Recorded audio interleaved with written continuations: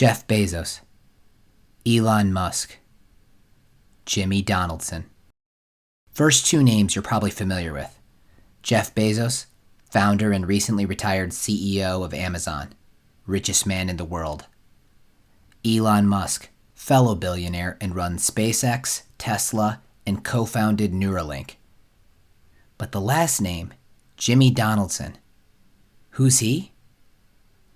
He is one of the 10 largest YouTubers in the world, operating under the name MrBeast, with over 54 million subscribers. Doesn't quite fit with the first two names, does it? Actually, there's more in common with those two than meets the eye. I'm going to tell you why MrBeast is poised to join them in the billionaire ranks, how his long-term mindset makes him the most interesting YouTube personality to follow, and how I think he could use his superpowers for even more good. Ready? Let's go. Wouldn't it be?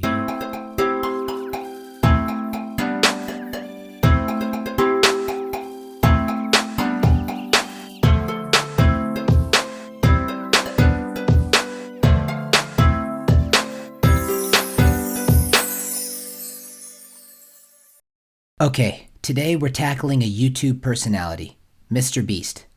He lives in North Carolina, but that's not why I think he's the most important online personality.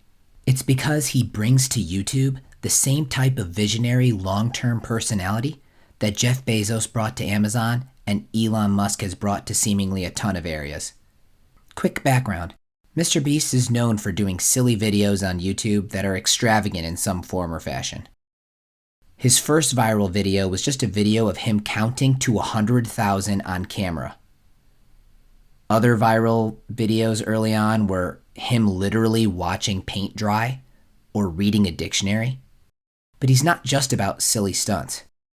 Since he was 13 years old, the dude has been obsessed with YouTube. He knew what he wanted, he studied the algorithm, and he put in the work. He figured out how to make videos that attracted audiences. He's taken his obsession with YouTube and turned the art of making viral videos into a science. Like if you gave me a channel with 100,000 subscribers, I could grow it back to tens of millions and way faster than I did before. Because it really is like knowledge is power, you know? That's MrBeast in an interview on the Colin and Samir's show, which I'll link to below.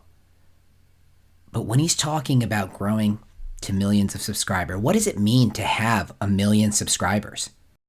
Well, in today's attention economy, companies pay exorbitant sums to get their products in front of people. Facebook and Google have built their business empires on this insight. So let's break down MrBeast's math real quick. He runs 3 ads or so for each video. He releases about 1 video per week. In the last month, his videos have generated over 220 million views. Let me just say that again. In the last month, his videos have generated over 220 million views. If that's not insane to you, I don't know what else I can say. Anyways, just through advertising revenue, based on typical YouTube ad rates, MrBeast would be making $1.6 million in revenue for the last month. But that doesn't even include the fact that his videos are sponsored, for which I would expect that probably at least doubles the revenue figure. So his main channel, with 50 million subscribers, by my estimates, is generating something like $3 million a month in revenue, or $36 million in annual run rate. If that channel was a startup, with his growth curve in terms of number of subscribers, my guess is it would be worth something like $700 million in terms of market valuation, and that's probably conservative. And he owns 100% of the equity. So his main channel alone is very soon to be a unicorn or a billion-dollar startup before the end of 2021. But what makes MrBeast like Elon and Jeff Bezos is he also doesn't seem to care about money. Unlike a lot of his peers in the creator space, he seems to be thinking very long-term. The more money he makes, the more money he throws back into his videos. He's trying to use his money, particularly the ad revenue generated from his 50 million plus audience, to leave no path for anyone to follow in his footsteps. This reminds me a lot of Amazon. Despite a lot of pressure early on about profitability, Bezos knew he wanted to obsess over delivering such amazing customer experience that there would be no room for anyone else to operate. He had the foresight to develop Amazon Prime, for example. I recently read his outgoing shareholder letter, and here are a couple snippets. In Amazon's 1997 letter to shareholders, our first, I talked about our hope to create an enduring franchise, one that would reinvent what it means to serve customers by unlocking the internet's power. Later on, Bezos says, we will continue to make investment decisions in light of long-term market leadership considerations rather than short-term profitability considerations. MrBeast has a similar long-term obsession and has openly admitted he's losing money on most of these channels. Almost everything I'm doing outside my main channel is to make money so I can put it back into my main channel because it's just not profitable. Like if we stopped doubling on the gaming channel, I'd have to dial back my main channel videos because I don't make money. And I've just hit this point where like I want to keep taking the videos bigger, but like the revenue is kind of like, you know, like whatever, relatively the same. And so like the difference between a video, spending a few $100,000 on a video or $1 million, you know what I mean? Like, it's not like I can just magically start getting 150 million views a video. So that's why I'm building these other businesses and revenue streams. It's just so I can funnel the money back into my main and grow the main as big as possible. It's so impressive hearing him speak. I mean, the level of revenue that he has, millions of dollars in each video, and he just scoffs at that like it's nothing, and he's only thinking about the future and how he can funnel more money back in. And he mentions the new channels and the other ways he's growing. He's growing in very creative ways. Here are a few things he's doing that separate him from the others in the space. One, he's launched multiple channels. He has his main audience with over 54 million subscribers, but he's smart enough to realize he doesn't want to dilute the value of his main audience. So he's created 5 separate channels, all with over 3 million subscribers each, to give niches within his audience even more content to consume. Second, he's launched MrBeast Burger. I covered ghost kitchens in a previous episode, so I won't rehash that here, other than to say I think the concept is here to stay. And Beast Burger has over 500 locations at last count and continues to grow rapidly. Third, last month he announced the formation of a company called Juice, which will invest in up-and-coming creators. In 5 years, there's just no doubt in my mind that like something like Juice, a way for you to invest in YouTube channels, is going to be big. And so it's going to happen sooner or later. So we might as well be the ones that do it. This space is incredibly hot as everyone, including yours truly, is trying to figure out how to invest in the massively expanding creative economy. But as I heard someone say, money is cheap right now. True expertise isn't. If you are an up-and-coming creator, is there any money that's more valuable than MrBeast?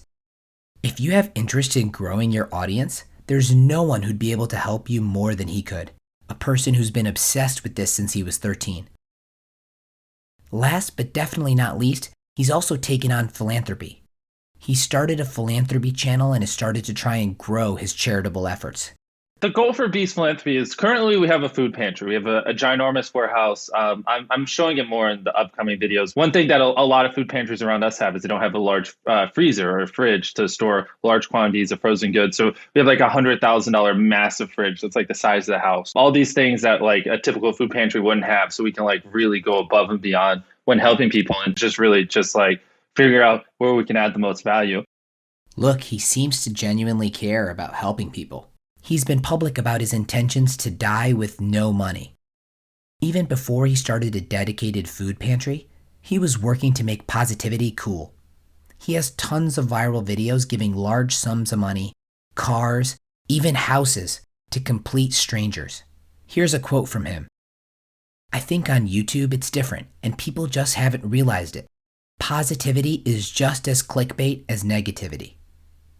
Anyways, all of these things make me think he's not a one-trick pony. This is a guy who's smart, obsessed about something, in this case YouTube, and doesn't care about money in anything but the long term. That's a scary combination that bodes well for him. So if there was one creator I could bet on being the biggest name for the next couple decades, it'd be MrBeast. That being said, I wouldn't be me if I didn't think of what else he could do. And I have 2 recommendations for MrBeast that I think could amplify what he's doing in a big way. The thing is, MrBeast is rightfully obsessed with his YouTube channel. It's what he does. He knows how to make viral content. On the other hand, listen to how he describes what he wants to happen with Beast Philanthropy.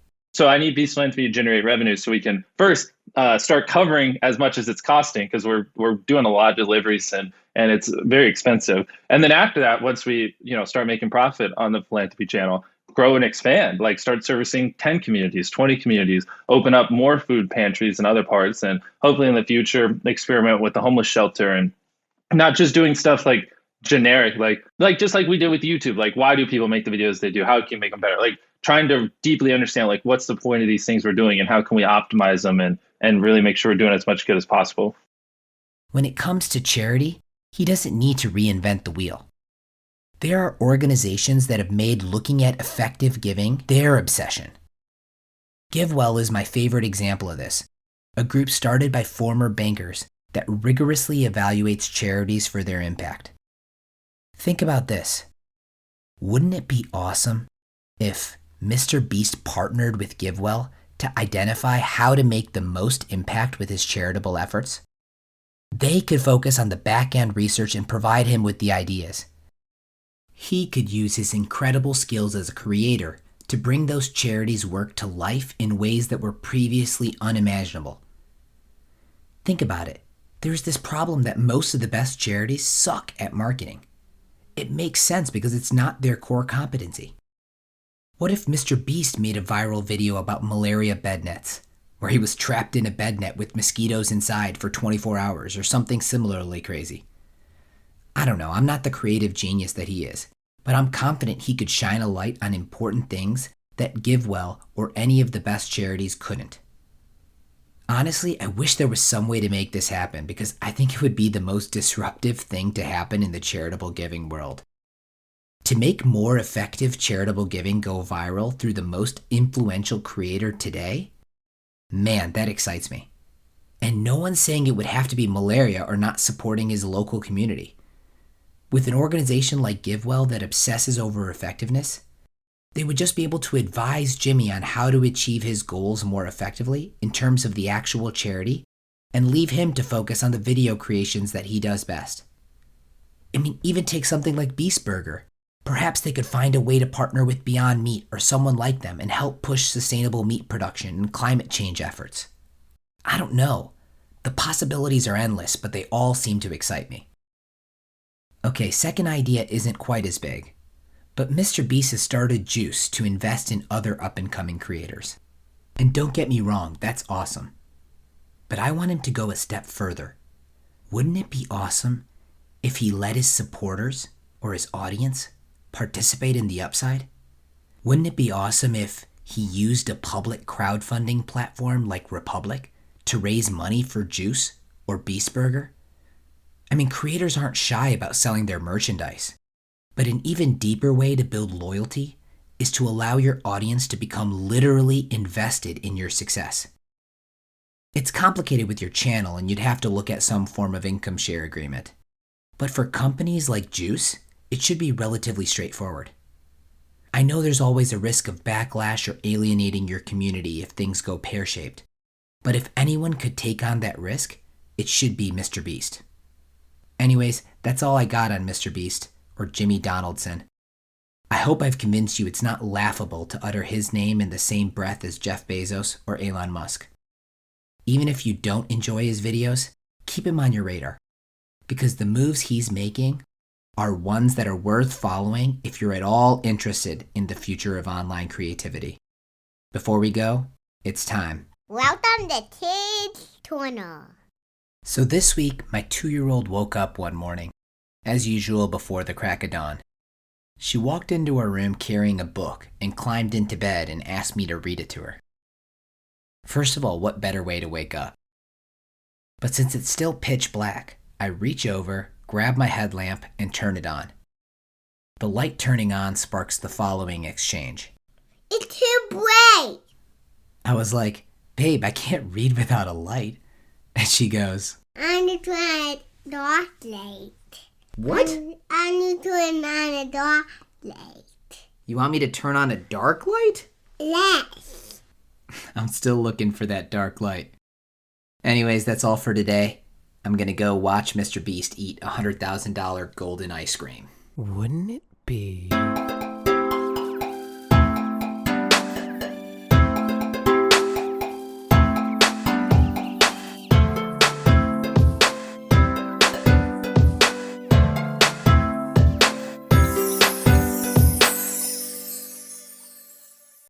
If I had to choose between doing content that goes viral or doing content that goes viral while also helping people, I was like, I'd rather do the one that also just helps people, because why not? When I'm older, probably in like my 50s or 60s, I just want to take all the money I make throughout my life. Maybe it's millions of dollars, tens of millions, hundreds of millions. Maybe it's a billion. I don't know. And then I just want to take all that money and I want to just do as much good as possible, because why not? You know what I mean? Like, what's the point? You don't take the money with you when you die.